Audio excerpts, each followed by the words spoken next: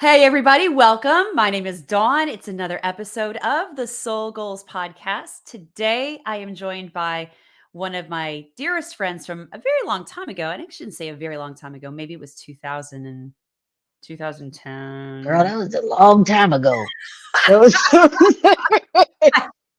It was. And like, if we're thinking, we're counting years, it was a long time ago. But I don't count years because we're two females and years don't count, right? We age no, they don't. and they don't count, just like calories don't count when you need them. When you're on vacation, no. Right, exactly. My guest today is Rissi Palmer. She is a gifted singer and musician, but the more I get to know her and follow her career, I'm going to let you know that not only is she a gifted singer and musician, she's also an inspirational chain link for so many different people in the music industry, specifically for artists in the industry who've struggled to be seen and struggled to be heard. It didn't all start there. It's not where she's at the beginning. It's where she is now. So at the beginning, gosh, the ripe age of 19, you had your first Yeah. publishing deal and record deal in the country music industry. You have shared the stage with Taylor Swift, the Eagles, among so many others. I just named those two because those are two of my favorites.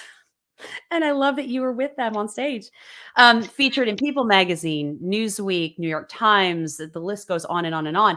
Also a featured spokesperson on CMT. Is that something you're still engaged in? Mhm. Yeah. Yeah. So we'll talk about that a little bit too. Rissi grew up with music in her home. And I think this is the coolest thing ever.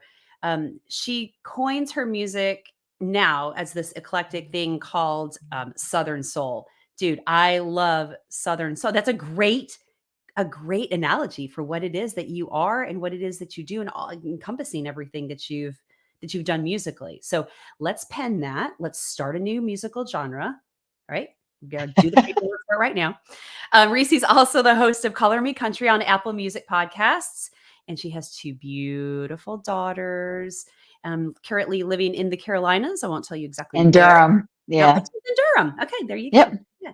So, folks, without further ado, welcome Rissi Palmer. Yay, Dawn. Yay. I'm so glad that you agreed to talk today. I'm excited to virtually see you. I'm giving you a virtual hug. I know. It's been way too long. I'm so glad to see you. Yes, way, way, way too long. How have you been? You good? I'm good. I'm Good. good. Life is lifing. Life But is I'm like just same way. You were just telling yeah. me before we hit the record that you were working with your daughter reading To Kill a Mockingbird. Like I don't how old is she now? Grace is 12. And she's in seventh grade, Oh, and where she's on break now because she's doing year-round school. okay. So they're on their first break, and we're trying to keep her not dumb over the next 3 weeks. And so Brian, her father, is working with her on math and science, Okay. like an hour a day, Yeah. and I am in charge of writing and reading. Yes, you're the English So department. I am the English department. So we are currently, I haven't read To Kill a Mockingbird since I was 12. Me too. So yeah, I it's might no do it. longer required anymore. Oh, So that's a whole other I, rabbit hole we could go it- down. Meh. we're doing the Mommy and Grace book club, and we're going to do that for the rest of the year. And just read together and work on reading comprehension, work on writing Yes. and all that. So, and I get to reread books from my childhood. I So, love it. I love it. Yes. So let's talk about your childhood a little bit, right? Your roots in where you are now actually started at a very young age. I know that you grew mhm. up with a musical family, introduced to a lot of different music. Somewhat, yeah, Yeah, well, they were yeah, interested in it and they exposed you to it at a very young yeah, age, right? yes. Um, where did you get the desire to perform? Because that's initially what you started doing. I um, I think I just like some people are just like natural born performers. I honestly think that was what it was for me. Like, 'cause I can't remember a time when I didn't want to be in front of people and I didn't want to sing in front Okay. of people. Like, I'd say this all the time, but like my mom in my baby book, when I was like 2, wrote, "She sings constantly." That's what she said at Yeah, age she 2? said she sings constantly. That's actually what a Mm. doctor said about me Oh, at my checkup. And so this baby sings all the time. oh my And god. so, yeah, So you were destined to do that. kinda, yeah. I think that this is, I mean, I believe everybody has a purpose. Yes. And I know that now more than ever before in my life. And I think that that's my purpose. Like, this is making noise is my Making purpose. noise is your purpose, yeah. Mhm. So when I met you, you were living in Nashville. You're in Durham now, Mhm. but you were working in the music industry. You were a young upcoming artist. Can you give me a little bit more about your time in Nashville, like as a young artist, pros, cons. I know your goals were much different Oh, they're then very different. than where they are, what they are now. I mean, everybody's goals shift and evolve as you age and as you go through life and experiences for sure. But where you saw yourself at when you were 19 living in Nashville and performing is totally not where you are now. Oh my So, God. No, I like mean, just it almost makes me laugh because it was just like it's like a different person. yeah. When you knew me, Lord, I was like right at the apex of hot mess. And so like it was You were not a hot mess. close to it. I was Oh, like, and I appreciate you saying that, but it felt like complete and total chaos. But really what it was that God was putting me back on track. And yes. so yeah, so I came to Nashville initially. I was 18. Yeah. I had just left college and I was working with a management company, 2 women. And we, in the very beginning, country music wasn't, I grew up listening to country, loved country all the time, but didn't really see it as like a viable way for me to get into the business. And so, because I didn't see other Black women doing it. So I Right. didn't think it was a thing that we did. Right. We meaning Black people. And so I wanted to be what everybody else was. I wanted to be Mariah Carey and Destiny's Child and Lauryn Hill and like all the people that were popular when I was that age.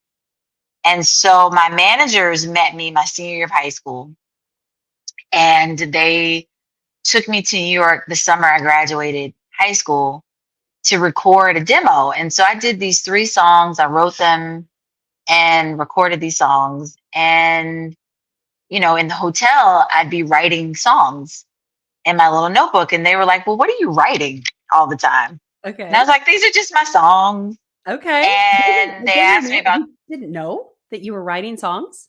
well, they knew that I was writing songs, but they knew that I was writing the songs in the studio. But they were just like, "You're just always writing. Okay. So what Got are it. you doing?" And so I was just like, "Well, these are songs." And so they were like, "Well, sing us one of your songs." So I sang them this song. And they're like, "That's a country. This sounds like a country song." Ah, And I was like, "I wow. know." And I was like, "I'm writing this for Reba McEntire." And they both looked at each other and they were just like, "You write songs like with people?" I was like, "Yeah, I write everything, but yeah, this is what I like to write." And so they were just like, "Reese, this is a thing. Like Yes. this is your thing." Yes. And so we just completely changed course. And had they not given me the permission to be that person, I don't know that I would have done it. Wow. And yeah, so they were very extremely.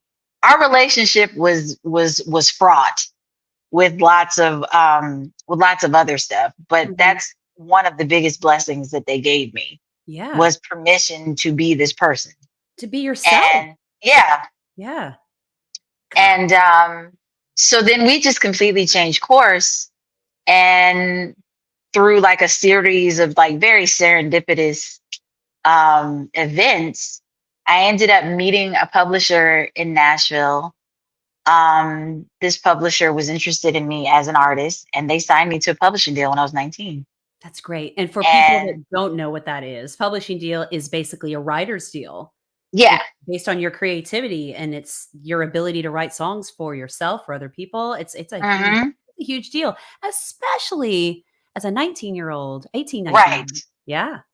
With like no life experience really or anything. And so like Yeah. I just they my first publishers were amazing. And they taught me pretty much everything that I know about writing songs, about songwriting and like picking songs, Yeah. knowing what songs sound good with your voice and Right. like that sort of thing. Like they taught me everything. That time at Song Planet, Song Planet was the name of the publishing company, was like college for me. That was college for me. Oh, And wow. so I did that from 19 to 22 was when Song Planet ceased to exist. And I was independent again, but at that point, I'd found all my writer people Mhm. that I like to Yeah. write with and that kind of thing. And so I kept writing. We took meetings with record companies in Nashville, and a lot of them right away wanted to take the meeting. And I Yeah. think a lot of it was curiosity. Sure. Some of them took the meeting sight unseen. So they just heard the music. They didn't see who I was. Yeah. And, a lot of the enthusiasm that people had when they first heard the music changed once they saw me Oh, gosh. because, you know, how do we market someone like you? How do we find songs for someone like you? And Yeah. like, these are real statements. Oh, wow. So, In your young 20s, you're mhm, sitting there and you're having these conversations with people about you mhm. face to face. How do we market someone like you? I was like, someone from St. Louis? Like, what?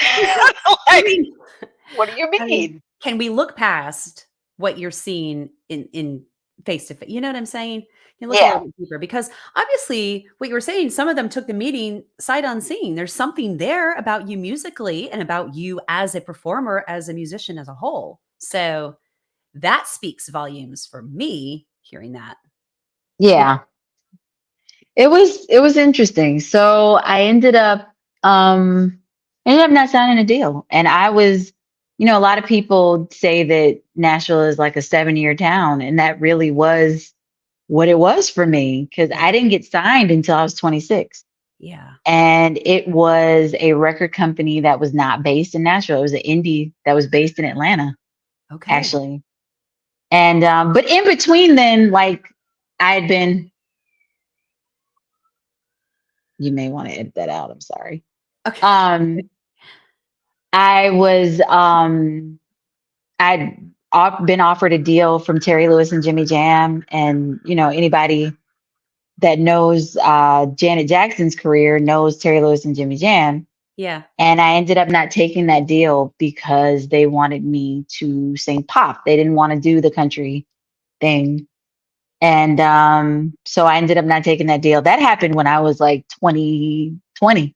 Yeah. So And you were thinking at that point, like your roots, like what you really felt was, I'm this is a direction I want to go in.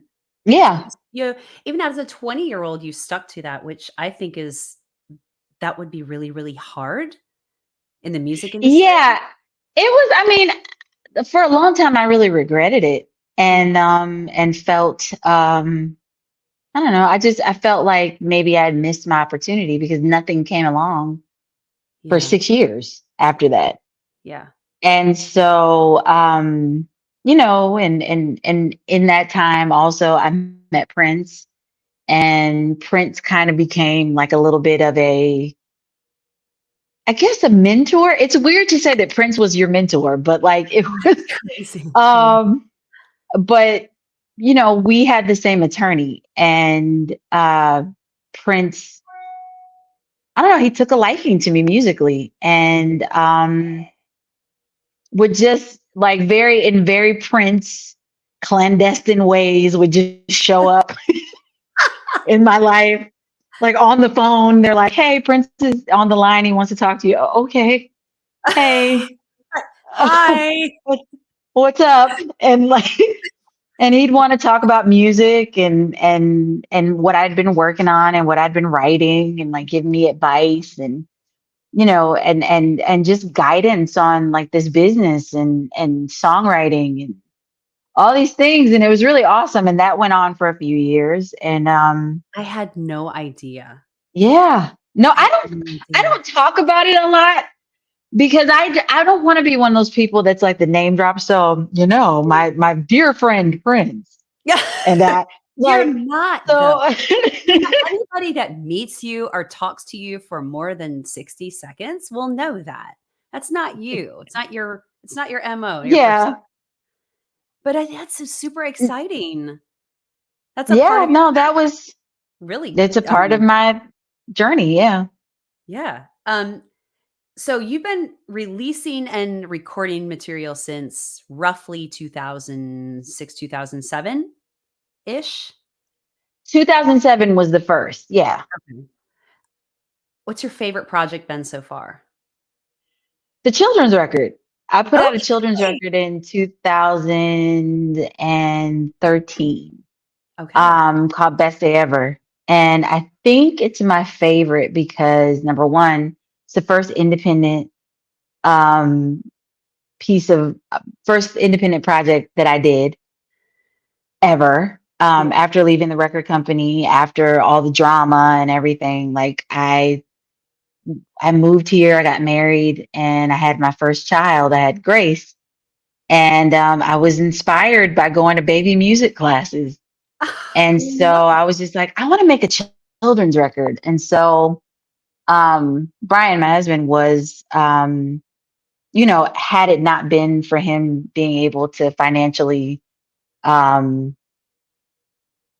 what's the word, fund the support. project. Yeah, yeah. Yeah, without that, I wouldn't have been able to do it. And Yeah. so we put together a budget. I called friends in Nashville and we took 2 weeks, a week to write the songs and then a week to record them. And that was the first project. And then it was inspired by Grace and by childhood and just it was so much fun. It reminded me of why I love doing this in the first place. Yeah. And it was healing for Yes. me. And so I will always look at that project as my favorite. Just got a total chill when you said that. It is Yeah. yeah, it's super important to think about the fact that it is I mean, going back to where you started, I think we all, depending on whatever career you're in, we all kinda get in that place of we get away from it, we stray away from it. Hmm. And I wager to bet your 20-year-old self would be like, I'm writing a Children's book. children's children's album? What?" You are singing to children, really? Yeah, no, I think 20-year-old Reese would definitely think that was really funny. Yeah. But Well, I think it's amazing, and I love it that it's a full circle moment for you and that it encompasses your love for your daughter, but also, again, reconnects you to that root of where you started. Yeah. yeah, 100%. Um, what was the decision for actually leaving Nashville? Oh my God, that was what a weird time. So I was probably at like peak popularity and work and like money making and all of that. This was 2009 Okay. and Country Girl, I'd released 3 singles at this point. Um and had some chart success. I had toured, I had, done all the things that new artists do, played the morning shows, played the Opry, Yes, yeah. um, made history with Country Girl. I was like the first Black woman in like 20 years to be on the Billboard country charts at that point. Love it. And like all these things were happening, and I was just miserable.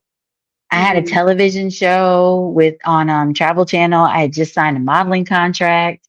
So like that's where life was in 2009. And I was drinking Yeah. and just not happy. I just for a myriad of reasons. Like I was being treated like a product, like an iPhone. Yeah. And I was being marketed and being told what to do, what to wear. what to say, what not to say, who I should be dating. Um, and like I was in a relationship that I shouldn't have been in, Hmm. that was inappropriate, and also um, made my business life really hard. Right. And yeah, it was not a good time. And so the wake up call came when a member of my band tells me that they hadn't been paid. And I was like, what do you mean you haven't been paid? And they were like, we haven't been paid all year. Oh, And wow. I come to find out that like the label was no longer paying the band. And so I had to come out of my pocket and pay them like $30,000 Wow. for the year. What was the And what was that all about? Was it just within the record label was running out of money and wasn't telling any of us that. Mm, mm, mm. And then, like, I had to record this song. So I did No Air. The song came out great. Nathan Chapman did an awesome job on the Yeah, production. I did not want to record that song. yeah. And the label insisted that I record the song. And I was basically told that I was recording the song. Wow. And I had been looking forward to working on a new record, and I had already started writing. And then I was told that there was not going to be a second record, that they were going to just record some new songs and re release my first album, which meant no more money. Oh, wow. And Well, the that kind of makes relationship, a decision for you at that point. oh, Like yeah. you have to do what's best for you. Yeah, the relationship came to a head, like all kinds of things. And Sure. the record company was involved in the modeling contract. They were involved in the television contract. And so all these things they had a hand in. Sure. And I was getting the shaft. And so I sat down with my lawyer and my manager, and I was just like, what do we do? And the only recourse that I had was to file bankruptcy. Yeah. So I filed bankruptcy in 2009. Hmm. And that ended my relationship, that terminated my relationship, my contract with the record company.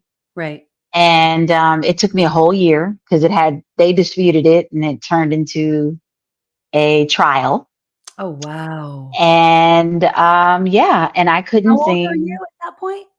I 20. was 28, Yeah, you're young. 27. I was 27, about to turn 28. Yeah. And yeah, my 28th birthday, I was doing a deposition in Nashville, actually. Oh, wow. And so yeah, that was rough. It's rough. That was a rough year. Yes. And I had like problems with my voice. I had developed nodes. Mm, And I was just stressed out, and I couldn't perform. And I was working a regular job because I couldn't perform. So I had to support myself somehow. right. And yeah. And so everything just kind of, all that forward momentum stopped.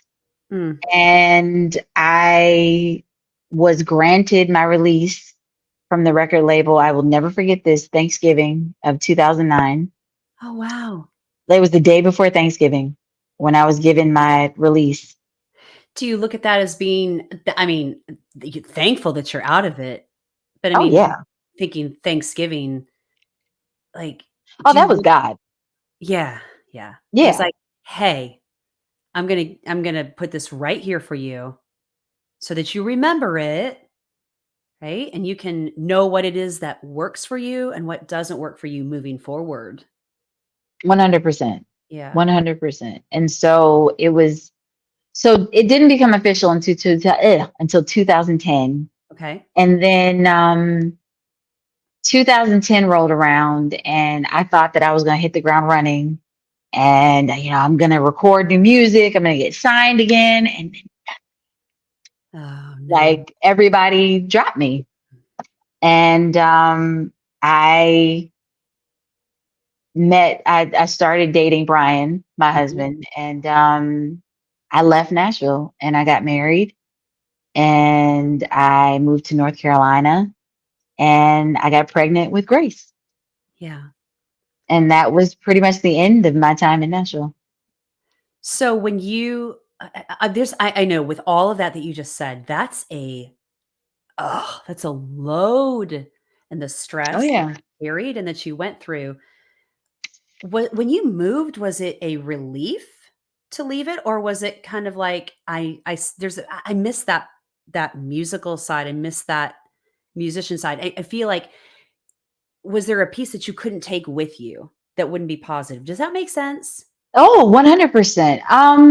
I definitely left with my tail between my legs, like for sure. Yeah. It was not, I mean, it was happy in so much as I was embarking on like this new chapter of my life, right? But that part of me was just like, which is such a big, important part of who I am. I had a friend recently tell me that they realized that music is my first love.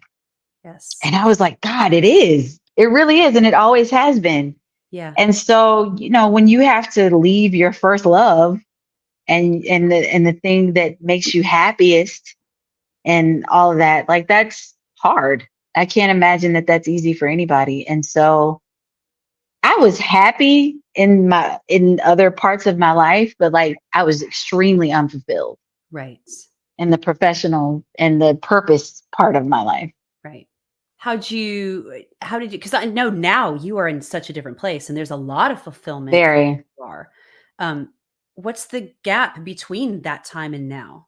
I mean, what did you do to fill that, to get yourself back into, maybe realign your compass, right? Figure out what your center line is and where you really wanted to be and what you wanted to do.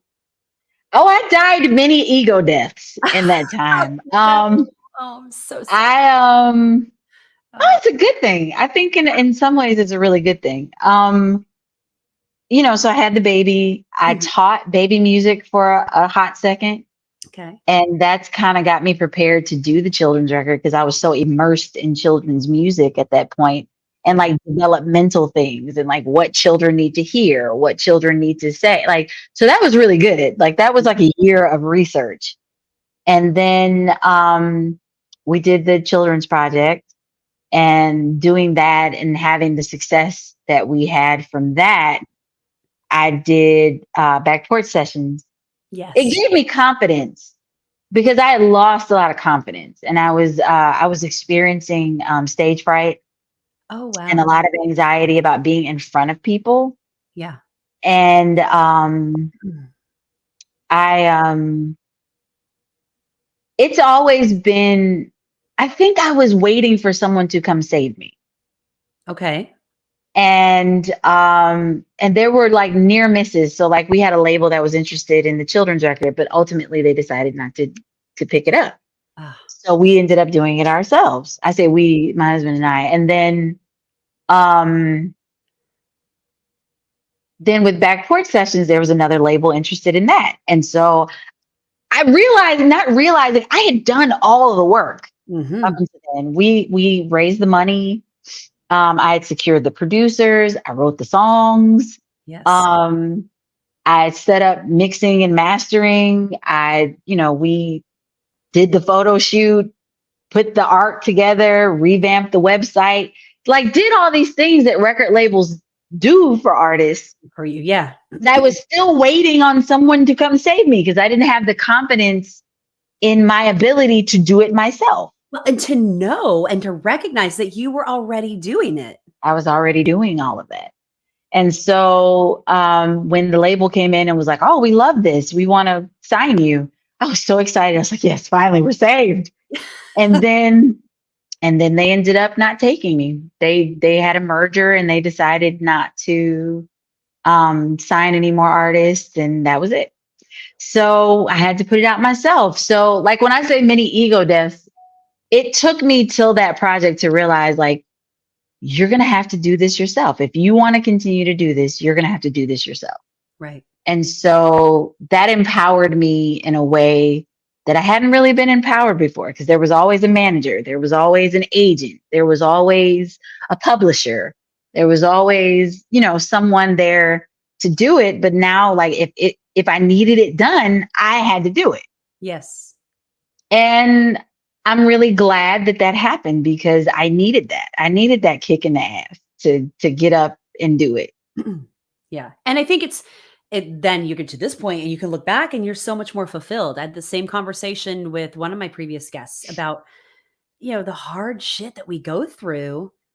I mean, it really, really does give us some really beautiful gifts and insights. And that's what really helps us grow and evolve into really knowing what it is that we want and ultimately what we don't want. Yep. Yeah. And I think you No. speak beautifully to that confidence thing. I think a lot of people do lack that confidence. And the funny thing, though, and hearing you talk is that, God, you were doing it the whole time. Hmm. So when did No. you open that door and go, oh my God, when did you realize that I, well, damn, I'm not this I let's have have a a record record label. label. Did we just say that at Yeah. the same time? Yeah. Yeah, we did. It's like I have a record label. It was my former manager, who's still a very dear friend of mine. His name is Ron Gilliard. And he's been a record executive with Bad Boy and with, all these different labels, Interscope and so on and so forth. So he knows the business. Yeah. And so I would call him and consult him. And at one point he was like, I'm proud of you. And I was like, why you say that? And he's like, because he's like, you're doing all this stuff, you're making all this stuff happen for yourself. Yeah. And I was like, really? And cause to me, it felt so small and it felt so like incremental and like, I felt like I was pushing a rock up a hill. And I mean, you are in the music business, you just are. Yeah. But to have someone like him, someone that I respect and someone that I admire very much, say that about me made me step back. And it's like, you know what? Yeah. Because like at that point, I had been doing it for 10 years on my own. Gosh. And like any gigs that I had, it was because I wrote to the venue and because I reached out and because I did the showcase, Mhm. because I did, because I played to the room of 10 people Yes. and someone saw me and then recommended me for this other thing. And, if I did the interview, it was because I set the interview up Right. or because, just whatever. So I was the one working social media. I was the one that was, making sure that my publishing was in order and all that stuff. And so, yeah, it dawned on me that yes, you are the white horse, the knight on the white horse. You are saving yourself. Yes. And that's such an analogy for your life, I think. And for excuse me, for all of the things that you've gone through. And ultimately the things that you continue to go through, it's still going to be a lesson that'll be weaving in and out of your Yeah. life. I mean, it just is what it is. Um, I want to kind of shift gears just a little bit and talk because another really cool thing that came out of all of that, you kind of that elbow grease, that stuff you did for 10 years on your own, and that creativity that really burst out of you was the podcast, the Apple Music podcast that you're doing, Color Me Country. Tell me a Uh-huh. little bit about how that came about, because I know Color Me Country is it's an old song, Yeah. and It's a don't know the go ahead, I'm artist. sorry. I don't know the artist's name on it, but I do recognize it as being an old song, and that was a choice that you made to name that because of obviously this is The what your artist.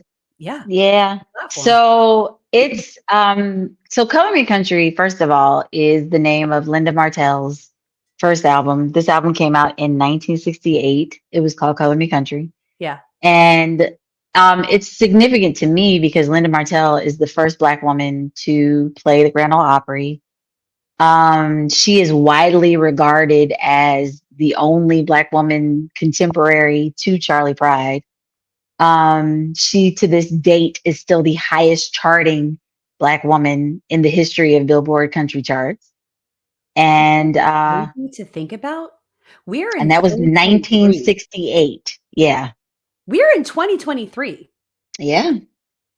Well, I'm gonna tell you something else that's gonna blow your mind. So like there have only been 6 Black women, solo Black female artists to chart on Billboard. I am number 6. Again, I just got chills. First of all, for you, but I'm also I'm yeah, mind blown.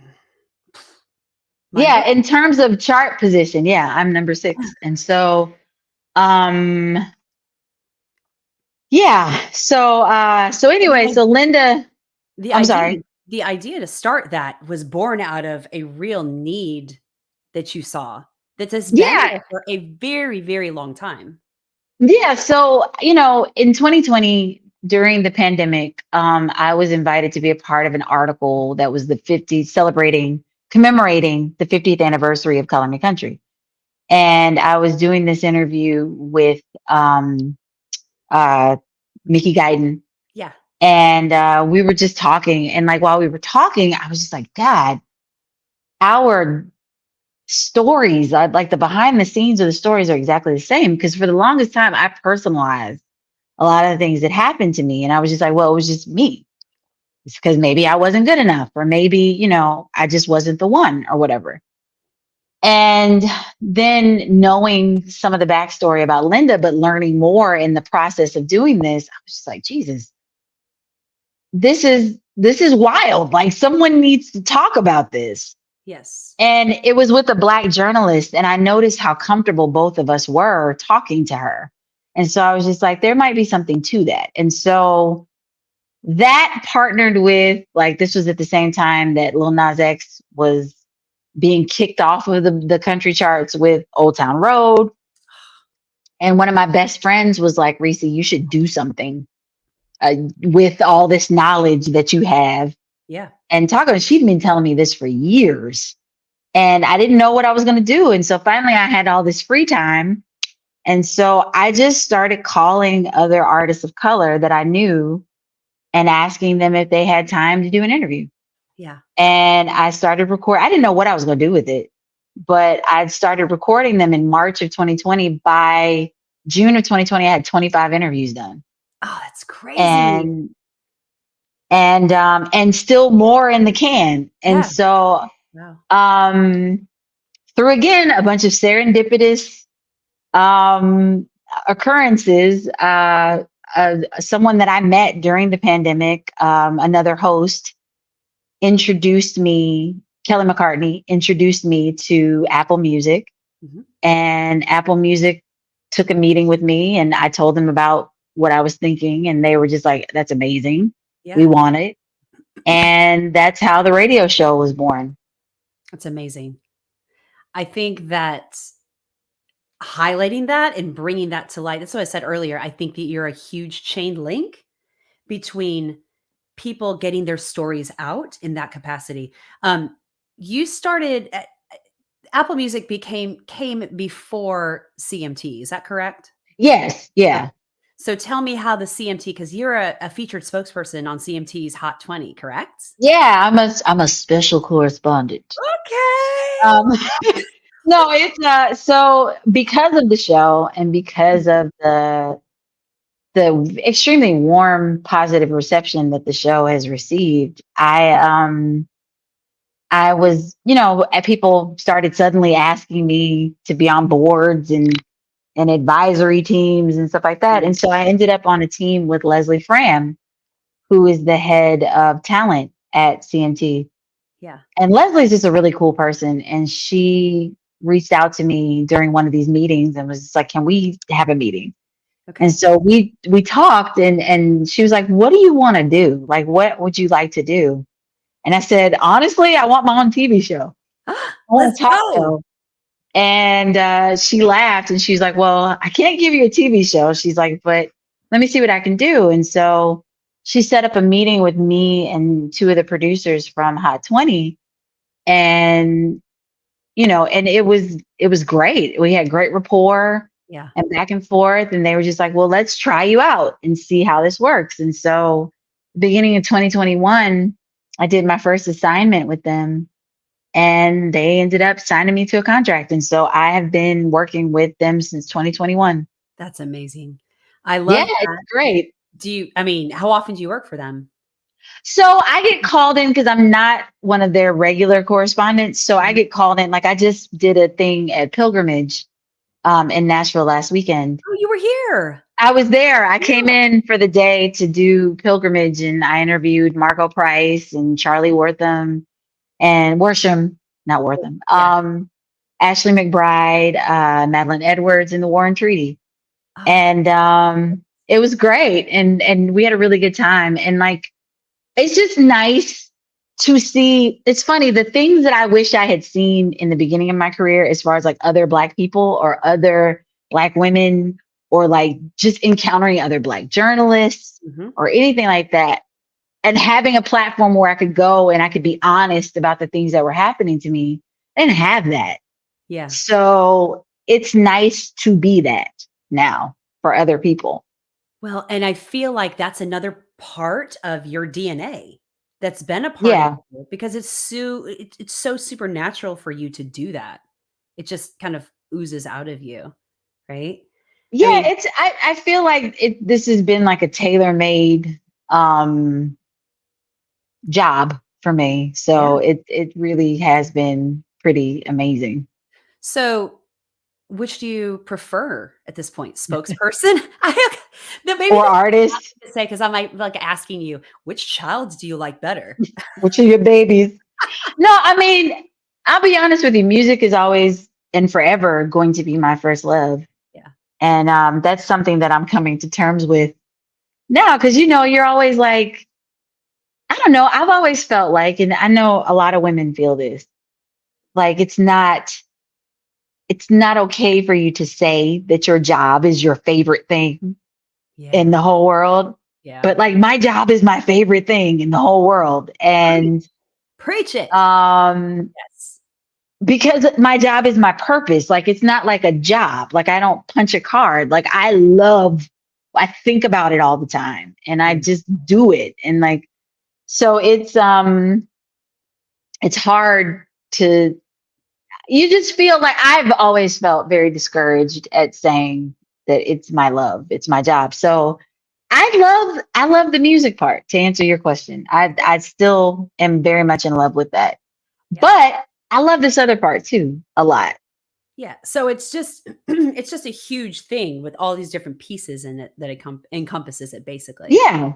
Yeah. I talked to I a mean, it's guest. me. It's the business of Yeah. me, which is, Oh, I love that. You write that song. it really is. Like, I have managed, I've been blessed enough to be able to immerse myself in the business of just being Rissi.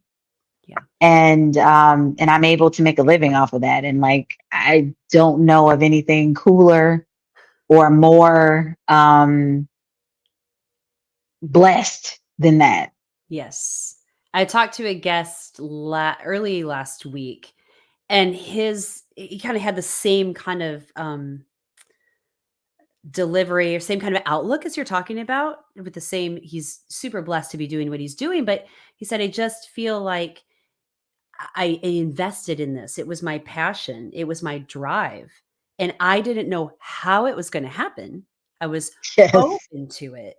And by being Yes. open to it, look at the opportunities that then are created. I think so many times, and maybe that's just because of youth too. Like you think back to when you were 19, 20, 21 years old, new in Nashville, and you're very specifically focused. And I think goals are very important to have, right? But somebody said to me yesterday, flexible rigidity. Like, Mm, yeah, flexible rigidity. So you have a goal, it's very specific, but you're going to be flexible enough to float around it and be open to other things that may manifest or come through in the process of getting to that goal.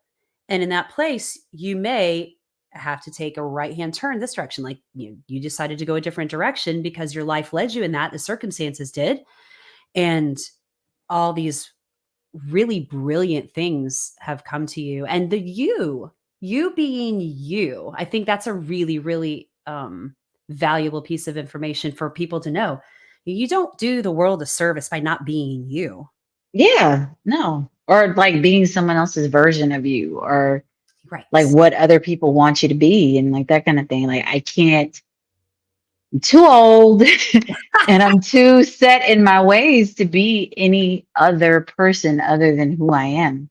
Yes. And so, what you're getting is, now, mind you, there are the pieces of me that I keep for myself, Sure. Absolutely. and that I keep for those that are closest to me and that I love. But for the most part, what you get is what you see is what you get. Like, Yeah. it is what it is. Perfect. It is what it is. You figured a large piece of it out and you're comfortable with it. And I'm really Mhm. glad that you found that place of um you're doing all of this stuff and that's confidence. I'm really glad you stepped into those shoes. You know, Yeah. I No, think it was a long time coming. I couldn't have done this at 21 yeah. or Yeah. at 20. I'd have been terrified. I couldn't have done it at 26. I couldn't Yeah. have done it at 36. Right. Yeah. Right. Do you see if you kind of look back through a lens at your time in Nashville, do you see things being different now than they were when you were here as an overreaching kind of umbrella for artists of color? Or do you see it Um, shifting? I think the biggest difference is that number one, we can talk about it because when I was there, we didn't talk about the race thing. Like I was discouraged from talking about it. So there's that. And so you suffer in silence. Yeah. Um, I think too, the thing that's different is that when I first came about, like the only social media that there was MySpace. Oh, wow. Great, And great. Yeah. and so that's completely streaming has changed the game. YouTube has changed the game. Social media has changed the game. And so there are so many more ways to be exposed that weren't available or didn't exist when I first got started. Mhm. So like, it's a proven fact that artists of color do great on streaming. Yeah. And not so much on terrestrial radio. Like no one really does very well on terrestrial radio except for those chosen The chosen to few. do well. Yeah, the chosen few. And so right. And so, that's a show for a We should topic for a whole other show. But yeah. um yeah, so it's a wide open market. It's kind of the Wild West at this point. And there's a lot more opportunity for artists to expose themselves and to be a part of things that weren't accessible when I was a kid, when I Yeah. was young. I can totally see that. That exposure being one of the most positive things. Yeah, for sure. Do I think that the industry has changed? That was gonna be my next follow-up there. Mhm. Ah, That's hard. I know. parts of it have. Yeah, okay. Parts of it are changing, I should say. They're not changed, they're changing. Some people are being dragged, and some people are Some people are are opening the doors and saying, yeah, "Let's some people go." are opening doors, other people are being dragged kicking and screaming into the Ugh. future. Um, I mean, it's hard to change an industry that, quite frankly, doesn't really work for everybody Yeah, and really doesn't work for people of color. And so, like, honestly, the whole thing needs to be burned down. just But let's since flatten it that's, and start yeah, again. just level it and start again. But since that's not going to happen, Mhm. um, it's going to take a lot of intentionality. S Do you feel that that's a possibility? I mean, I guess anything's a possibility, Yeah, I but mean, everything's possible, but I think some are more open than others. yeah, I think like there's a lot of restorative work that needs to be done yeah, to even just change the perception of yes. country music and where country music came from and who has a right to country music Yeah, and that sort of thing. And so like those are the things that I'm interested in and that I try to focus a lot of my work on is just changing the whole perception yeah, of it. which I think is great. I think that not doing that continues to keep everything in a box and continues to keep everything limited. And then also continues to keep people that are really, really talented and deserving of On the accolades for outside. their craft from being able to pursue their passion and what it is that they're driven to do, just like you know? Yeah, no, it makes a difficult thing already very even more difficult. Right. Yeah. Yeah. Um, where do you see yourself in 10 years from now? Oh God. Okay. So like in 10 years, I'll be 52 Okay. and the girls will be, Lord, Grace will be an adult. Ah! And oh God, that's crazy. Do And you think of your kids as being adults? no, I'm No, like, people. as I read with her, it's very hard to imagine her as being grown. Um, Right. Even though she can wear my clothes and all that stuff, like it's Yes. very strange to think of her as an adult. And Nova will be starting high school. Wow. Whoa. Yeah. Yeah, Gosh. my baby will be starting high school. You know what? I hope that my nonprofit is up and running. Okay. Like successfully running. Yes. That that my this hosting career has morphed itself into something else, Yes. cooler, bigger, my own show. Yes. Her And I own hope my own show. show. And I want to be making music. Like I want to continue making music. You know what's funny, Don? I just had a thought. Okay. So when you and I in our prior life, when we knew each other, you told me once, I see this music thing for you. I see you speaking. Do you remember that? Okay, I just got another chill. Yes. Yes. Do you remember telling? And I was so annoyed. Most people that come in and listen and that we talk to, that we do individual session work, they usually leave. And I hate it because I'm like, I don't want you to leave. I can tell you're not. Yeah. I was so heartbroken because I thought that meant that I wasn't doing music anymore. No. I Mm-mm. totally didn't think about this whole other thing. And Yes. like that's what I do now is I talk. You Yes. were like I see you standing in front of a group of people talking. Oh. And you Let's were right. get bigger. Just FYI. Well, thank you. No, it just I never saw this for Yeah. my life. Yeah. When I sat down in my wildest dreams, in my best laid plans, this is not what I saw for myself. But thank God that God saw it for me. Yes. And that you were open enough to get out of Yeah, your own way. that's the biggest. That's hard. Like it's hard because you're just like, you don't want to take gigs because you're like, well, it takes away from my music and it's taking me away from, but like my life is so much bigger Yes. because I was open to other things.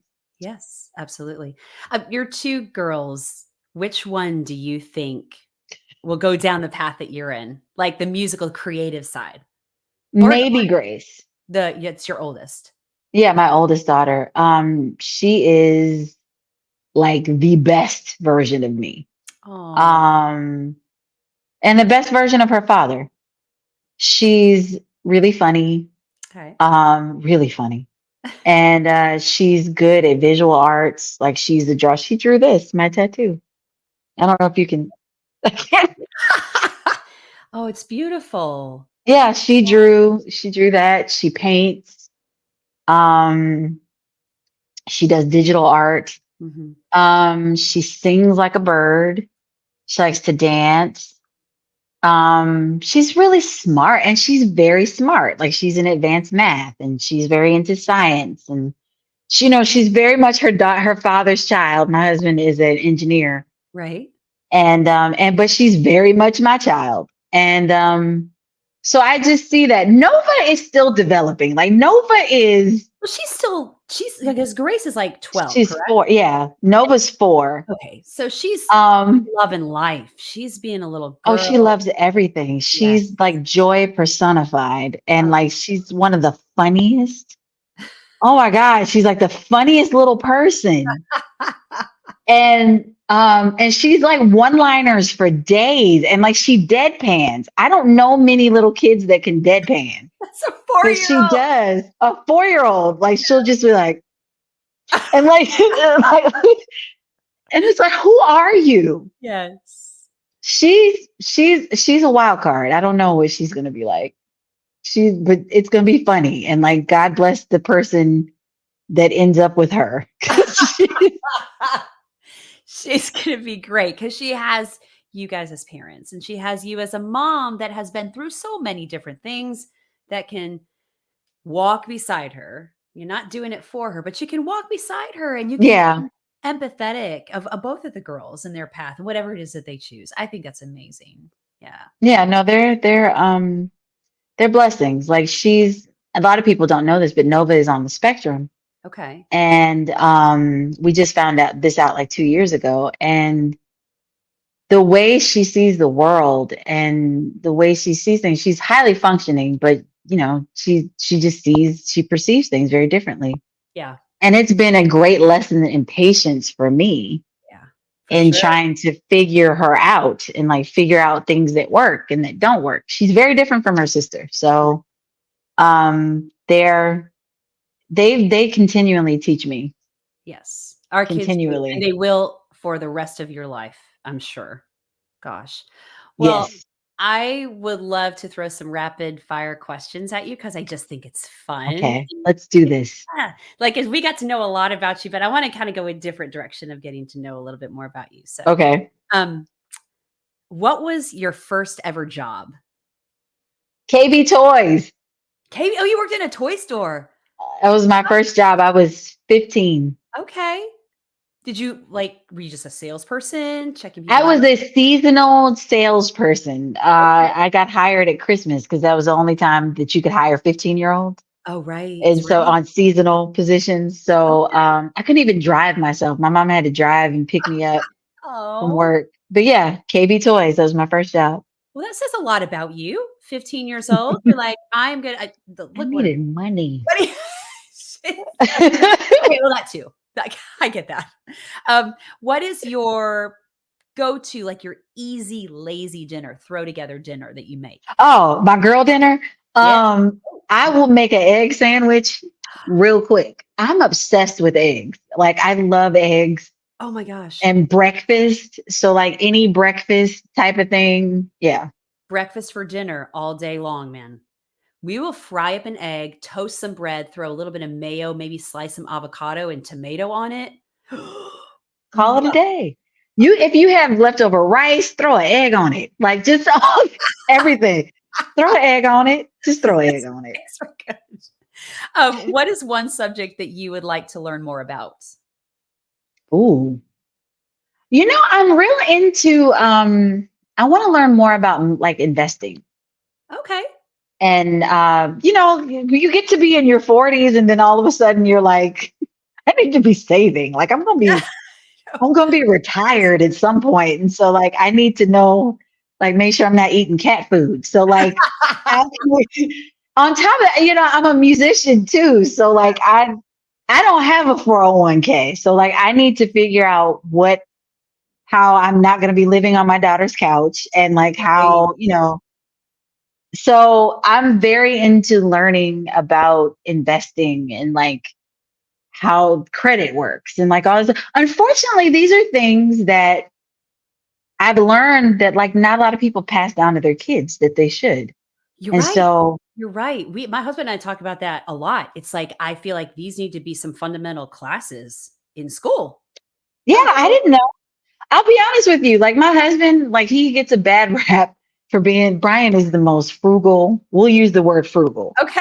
Um, but I learned so much about credit and how to use credit to your advantage Yes. from him. Yeah. And I'm grateful to him for that because I didn't know anything about that. I would Yeah. just max out a credit card and then pay like $10 every month For like and the like rest of your life. for the rest of your life and like not thinking about like how you get points back and like all this. Right. So like I've learned a lot about financial literacy and that's something that I want to learn more about. That's perfect.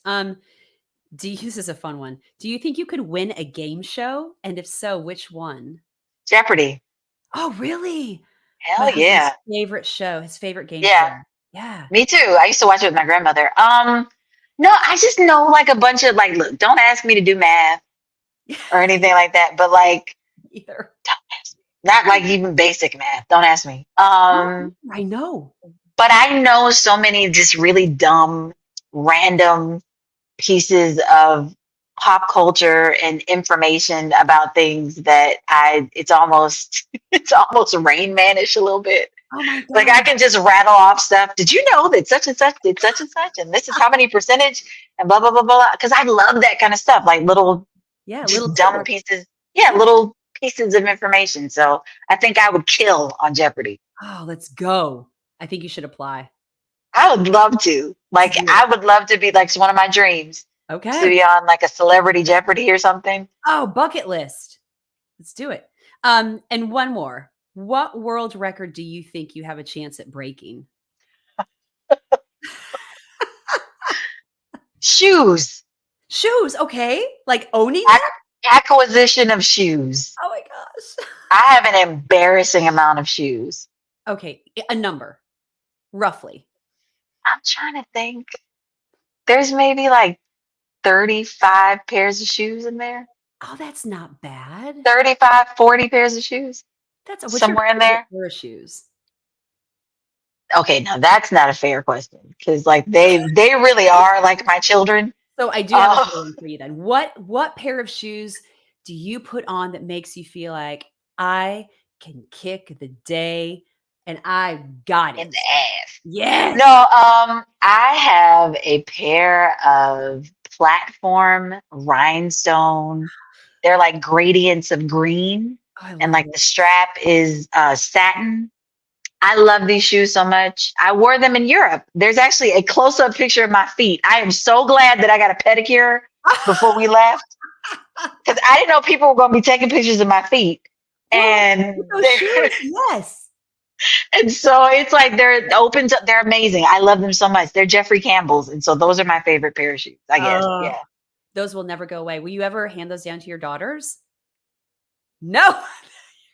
That's be a big ol' no. I have to be. I listen. The day that I can no longer wear heels out Oh, is no. a day. It's a sad day, and like they'll just have to. They'll have to.